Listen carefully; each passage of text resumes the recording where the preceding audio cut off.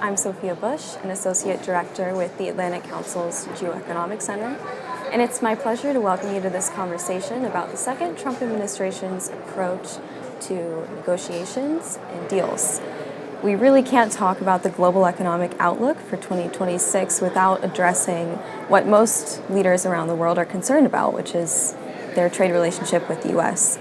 So I really can't think of any better guests to join us than two former senior trade negotiators with the first Trump administration. We have Kellyanne Shaw and Stephen Vaughn. Kellyanne was formerly Deputy Assistant to the President for International Economic Affairs and U.S. Sherpa to the G7, G20, and APEC. And Stephen is formerly General Counsel for the offices of the U.S. Trade Representative. Stephen, Kellyanne, thanks so much for being here. Thank you for having us. Glad to be here. So a lot has changed since you both were at these former positions. A lot has changed in U.S. trade policy even since inauguration.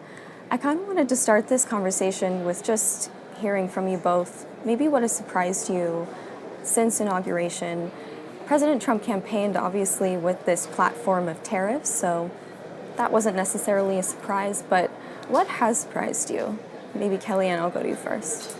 Sure, and I have to say, Stephen is actually one of my very favorite people to do panels with, because when we were both in the first administration, he said to me once, you and I are going to spend likely the rest of our careers talking about what we've done here, and truer words have not been spoken, so it's great to be with him. So what surprised me? I will say sort of as a base case, probably less surprised Stephen and I than most people, because a lot of the things the president is pursuing now are some of the things we actually talked about during Trump 1.0, but didn't move forward for a variety of reasons. And some of that had to do with the fact that he was a first-term president then, and there are some things that most presidents will save till their second term. I think another aspect is the fact that a lot of time has passed in between in terms of the politics shifting. So back in Trump 1.0, for example, in 2016, you had something like 54% of Americans with a negative or very negative view of China. Today, that's closer to 83, 84%. And so the ability of the president to really confront some of China's unfair trading practices has shifted as the politics have. So we've seen a bit of an acceleration. But what I will say, what has surprised me a bit is sort of the speed and velocity with which the president has moved. And if I sit back and think about why, it completely makes sense, right? Especially when you're dealing with international partners. He has a smaller window in which to really fundamentally change the global trading system. So he's taking a big swing at that right now, and he has to do that at the beginning of his second term.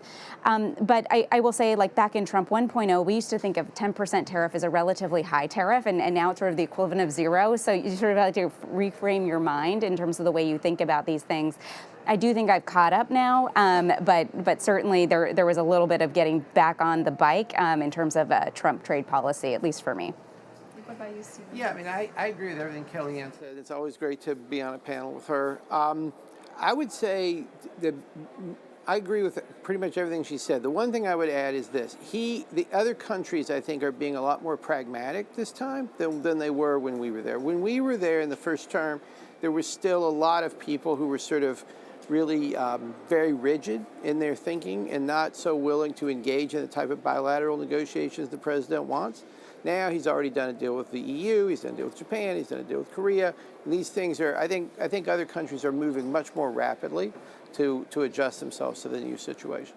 Why do you think they're moving more rapidly and have this more pragmatic, as you say, approach? I think people are just understanding that the situation as it was before was unsustainable. It was literally unsustainable. I mean, you know, the American voters won't tolerate it, and they've said they want President Trump, and the rest of the world is going to have to adjust to that. And so I think people have come, look, I think people understand that there are really good deals to be made here, deals that will benefit everybody in the long run. Over time, it's not realistic to expect the U.S.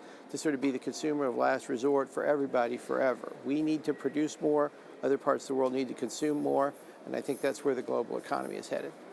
And can I add in, I think that one thing that has changed as well is the fact that the Biden administration, which came in, didn't unwind the Trump administration's trade policies. Right. They weren't that aggressive on trade, but they didn't unwind anything. And I think the politics have shifted so much that a lot of our trading partners now look at the United States and say, oh, this is actually a bipartisan issue. Exactly. That 60% of Americans on a bipartisan basis think trade policy has been better for other countries than for the United States. And so that's the new reality, too. Yeah, so I guess I've heard this argument before that, once Trump is adding these tariffs in this term, the next administration, whoever they may be, really wouldn't be likely to take them away. Do you agree with that, both of you? I certainly do. So it depends on what tariffs you're talking about, right? We've got these fentanyl tariffs, the tariffs on Brazil. Like the ground may change where like the geopolitical events have shifted such that we wouldn't have those tariffs in place, or we'd have different types of tariffs in place. But this idea of having a baseline tariff on U.S. imports, I think that that's a concept that's likely to stay for several more administrations. This is a generational shift in U.S. trade policy, where I think from members of Congress to the American people, there is a view that other countries shouldn't be charging higher tariffs than the United States, and that for some products, we need to be able to produce them here, and tariffs are a part of the story as to what is going to incentivize certain types of production. I totally agree, and I think a lot of the reasons for the tariffs are going to be true regardless, right? In other words, every president would like to have better jobs here in the U.S., right? So they want to discourage offshoring. Every president is going to have an issue with revenues because of the fiscal situation in the U.S. So you're going to have that interest in getting those revenues. Every president needs to have leverage when they negotiate with China or when they negotiate with other countries, and the having access to this market gives us that leverage. So I think that as people get used to it and they see how it works and they see what it can do for the president, I think I agree with Kellyanne. I think it's going to be very appealing. Do you both think, I'll start with you, Kellyanne, but do you think that, so the 10 to 15% sort of baseline tariff is something that'll stay? The Section 232 investigation tariffs are more likely to stay. But what about something like the added 50% tariff on Brazil? Like, do you think these really more high tariffs are going to remain? Yeah, so here there's actually, in my view, a difference between these tariffs. So you've got a baseline tariff, which is about the trade deficit. You've got these sectoral tariffs, these 232 investigations that are about trying to domesticate certain supply chains and address national security threats. And then you have all of these foreign policy tariffs. So the Russian oil tariffs on India, the Brazil tariffs, these fentanyl tariffs. Those are the types of tariffs that I think are totally situational. So as the facts on the ground change, I think that different administrations will be dealing with different types of events. They may use tariffs to address those events, or they may say that the underlying event has resolved, in which case we can reduce those tariffs. And so those are the ones that I see a lot more play on than some of these other economic tariffs, which I think are going to be harder for a subsequent administration to unwind. Right. So I did want to go back to what you said, Stephen, about leverage.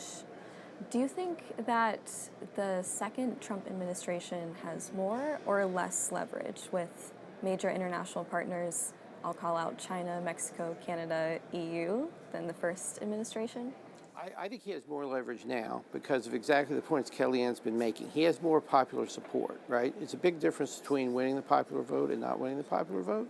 There's a big difference between having support on the Hill. He has a lot more support on the Hill now than he did when we were in there, at least with respect to these specific issues. And so that gives him more leverage. Some of the things that he's doing now, if he had done them in the first term, I think there would have been a lot more pushback from Congress. And I think he would have been more constrained. Now, I think the Congress is thinking, you have proven to us that there is support for these things, and we're going to give you more room to pursue these policies. And I think that makes a huge difference in the negotiations. I do want to talk a little bit more about Congress, because they obviously are not voting on any of these deals that are coming out or the tariffs. And you've said before that as a negotiator, you're hyper aware of how Congress would react to things. but I think maybe a lot of people in our audience don't really understand how that works. Can you kind of walk through how that relationship works between like USTR, Congress, when there's not like a direct policy process in place? Sure. I mean, Kellyanne's the real expert here because she was a Hill person and a USTR person. But the way I try to explain it to people, first of all, you have to remember, we don't have a parliament, right? He's not the prime minister. There is no three-line whip rule. So he cannot make Congress vote the way he wants them to vote. They're independent, right, of him.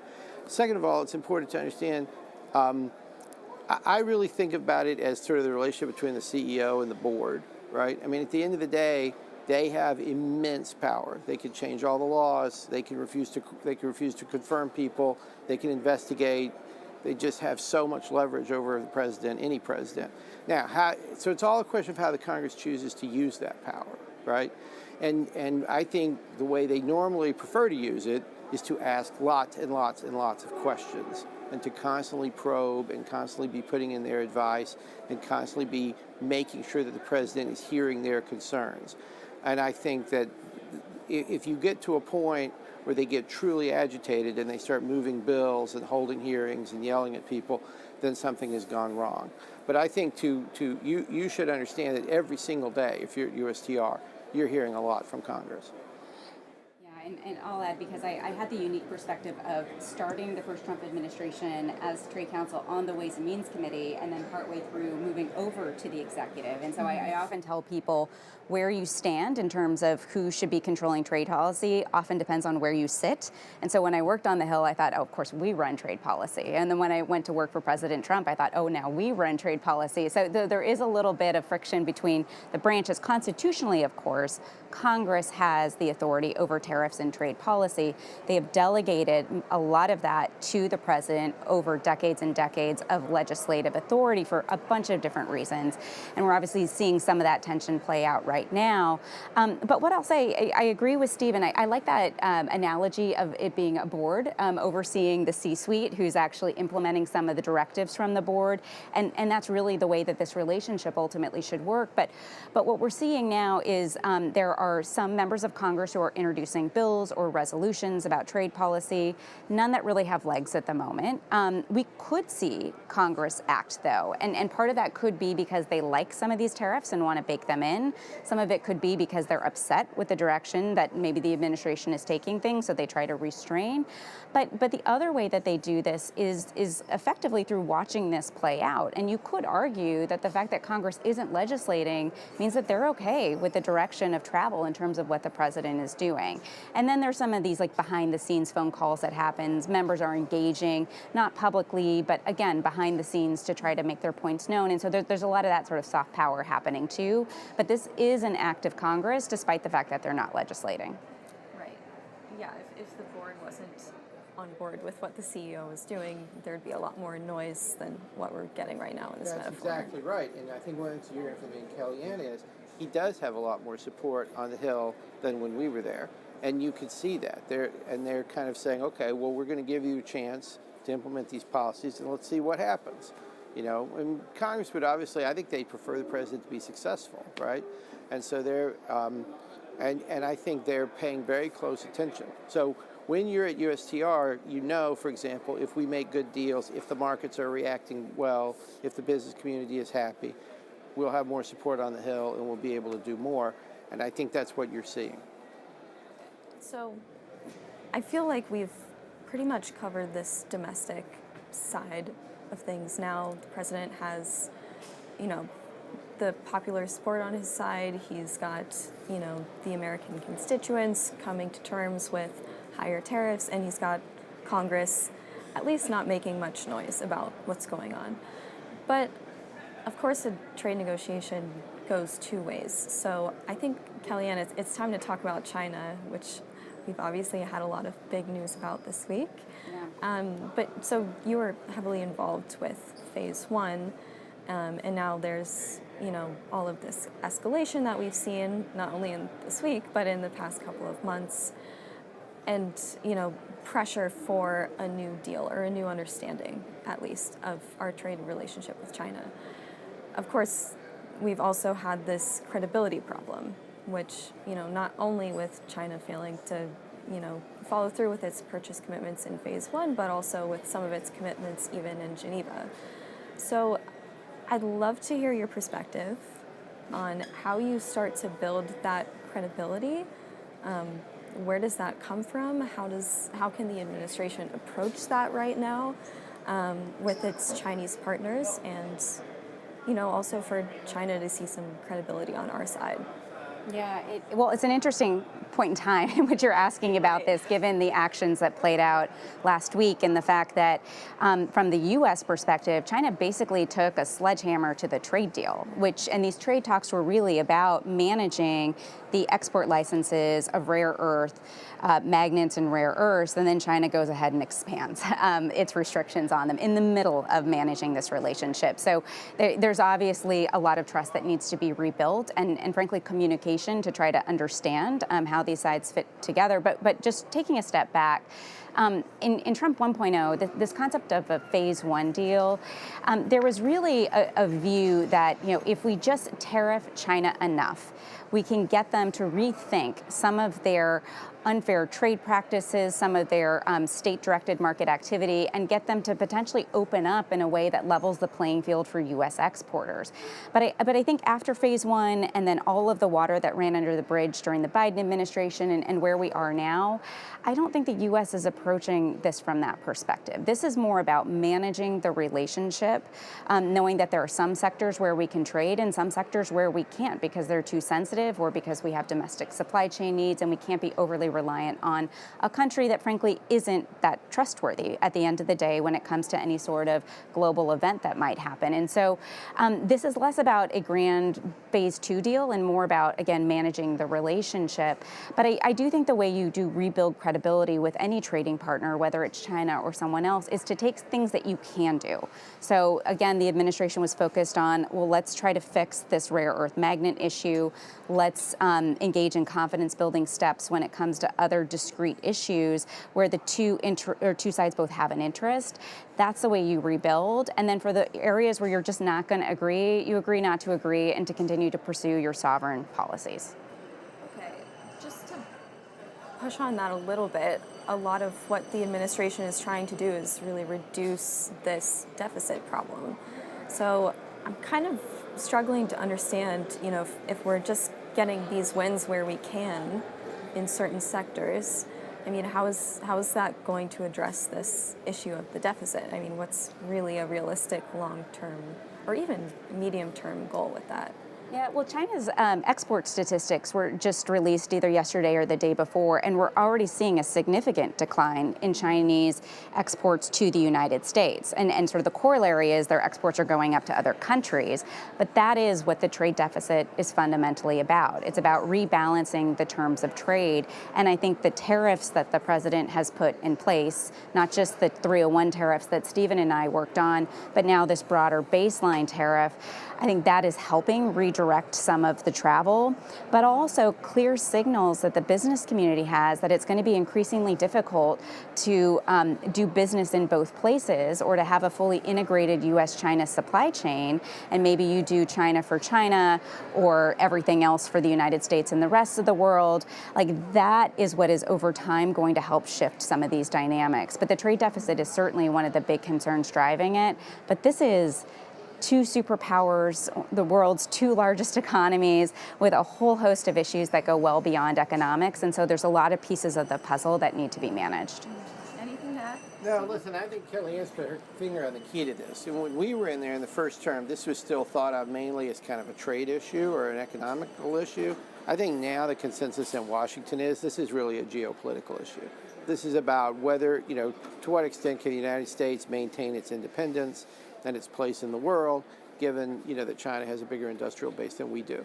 And I think that's the real challenge. So now I think the conversation in Washington is much more serious and much more substantive than it was a few years ago. Because I think everybody is sort of emotionally accepted. Like, we're not going back to 2014. We're not going to have a world where we're all friends and buddies with each other. We have to find a way to survive, given this very, very difficult challenge from China. And so I think tactics like the rare earths and threatening the Americans over things like that, I think those might have been effective more 10 years ago. And now I think it's just going to harden the resolve of people here in the United States. I do want to stick with you, Stephen, because Kelly Ann brought up an important point, which is that we are seeing Chinese goods coming into the U.S. from all of these other countries, and that's a really big issue for the North American trading relationship. And we're coming up on the renegotiation of USMCA actually this coming year. So, yeah, I'd love to hear your thoughts on, this idea of Fortress North America, and where can we really go with the USMCA? Are we at a point with renegotiation where you're kind of just like seeing if the agreement survives, or can there be more built into it to reduce the amount of goods from China coming in? Yeah, I mean, look, I don't think there's any question that the Americans, I think, are going to be very clear with Canada and Mexico that if you want this relationship with us, and it is unique, it is one of the most generous trade deals that any two countries have anywhere in the world. I mean, if you still want this relationship, then obviously you cannot be a platform for China to attack the U.S. market. Like, that's not going to be something the Americans are going to allow. We're not going to go through all of this, problem with China, and then it just turns out that all they have to do is ship stuff to Vancouver instead of shipping stuff to L.A., right? So I think Canada and Mexico have to recognize that. I think a lot of people in Canada and Mexico do realize that, because going forward, like Kellyanne said, this is not just about trade anymore. This is about geopolitical issues and America maintaining its independence. And so there's going to be a level of seriousness that I think the Canadians, the Mexicans understand that. And I think at the end of the day, they're going to recognize that they're better off having this partnership with the United States, even if maybe that means they don't get as much foreign direct investment from China. Okay. So you think Canada and Mexico are in a position to try to work with the U.S. to maybe strengthen tools like regional content requirements, Yes, that sort absolutely. of thing? Yeah, and I think it's in their own interest to do so. I mean, Canada and Mexico benefit enormously from a stronger and more prosperous United States. And I think that, it's not in Canada's interest to sort of, help China against the United States. I don't think it's in Mexico's interest to help China vis-a-vis the United States. I think it's in all of our interests in North America to maintain a strong and robust market-based system in this continent. And I think that's where most people in Mexico and Canada are as well. So, some of the ideas in USMCA, I think now that we're in this high tariff environment where there's a risk of Chinese goods coming in, not just through Mexico and Canada, of course, but all over the world with any trading partner. There's a lot of ideas in USMCA that I'm sort of starting to see the administration maybe be applying to, relationships with other countries. I'm thinking of, this idea of auto parts where if there's a certain amount of U.S. content, the tariff would be only on the value of U.S. content, of non-U.S. content in the goods. Do you think that's something that we're moving towards more broadly?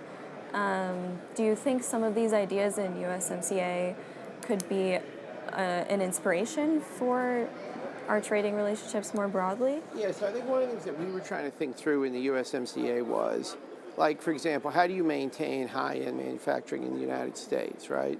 How do you make sure that we can make EVs here? How do you make sure that we can make, other types of cars and high-advanced manufacturing goods here? And what's the role between what gets made here versus what gets made in some of our trading partners? And I think that one of the things that policymakers have become very aware of is that there is a role for policy in these discussions, because if you just sort of stay on the sidelines, then China makes the rules, other countries make the rules, and the U.S. is just kind of left with the scraps. So yeah, I think these rules in the USMCA are very interesting. What they did with rules of origin, some of the very fact-specific things that they got into. I think the idea of renegotiating the agreement every so often and making sure that it stays up to date, I think that's a good idea that's going to have a lot of legs. And so, it's the only agreement that we have that was recently approved by the Congress. And that makes a big difference in terms of how the administration negotiates, because at the end of the day, they need to be doing deals that Congress likes. And we know Congress liked this deal. Yeah, so I guess, Kellyanne, turning to you, a lot of the deals that we've had coming out recently are not approved by Congress. And there's also no, enforcement mechanism like a deal like USMCA. And, Ambassador Greer has spoken about how the strategy behind that is, if there's always this threat of higher tariffs, that's the enforcement mechanism. Can you talk a little bit about that? Are there risks to this strategy maybe? Does that impact, the legitimacy or the longevity of a trade deal? Well, I think this is an interesting question because I do hear about, there's no dispute settlement. So, what does that mean? But you have to take a step back and realize that whether it's WTO dispute settlement, USMCA dispute settlement, Chorus dispute settlement, the end, what the country wins if they do successfully bring a case is the authorization to impose tariffs. So whether you're doing it through dispute settlement or whether you're just doing it through more brute political force, at the end of the day, that's one of the few tools that we have to try to get another trading partner to do something. And so, the other thing, and this is more about the deals in general and just like where American voters are, this idea of these large, comprehensive trade negotiations, and I spent 10 years of my life working on many of them, where you've got negotiators from all sides in windowless conference rooms for years at a time, hammering out text. We don't have, as a country, the political patience or, frankly, time in terms of the national security threats to go through those exercises with every country on earth. And so what you're getting are these agreements at the very highest level. You're getting leader-level agreements. You're getting principal-level building blocks of a reframing of these trading relationships.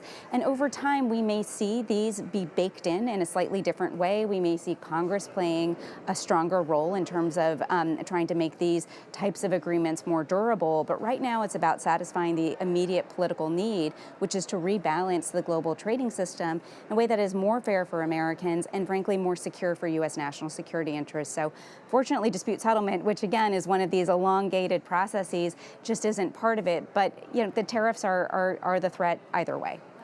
Okay. So do you think there are any risks to the current making of these deals? Well, I don't think tariffs are a perfect tool for a lot of things. I think in many ways they are the tool that we have, and they have specific purposes.